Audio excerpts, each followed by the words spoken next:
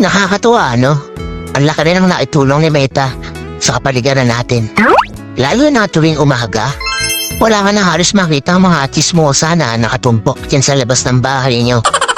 Halos bihira na nga rin silang tumumpok dyan eh. Paano kasi? Mas gugustuhin pa nila na mag-isip ng content para sa reels nila maghapon. Oo, ayaw na nila makipagchismisan o makitumpok dyan sa labas ng bahay niyo. Actually, yung atensyon nila imbis na makipagchismisan, napunta na lang talaga sa pagre-reels. At ito pa ha, imagine niyo. Kung dati, bumibili lang ng mga lutong ulam yung mga yan, ngayon, sila na mismo ang nagluluto ng mga ulam. At kahit pritong itlog, inire-reels pa. Ganon kahusay si Meta.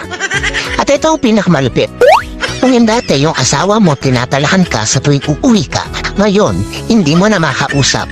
Kasi busy na sa pagla-live o hindi kaya busy sa panonood ng live. At ang mas matindi, hanggang madaling araw, nakikipag-engage na lang siya dahil wala na siyang pakialam sa iyo. Ang husay ni Meta, no?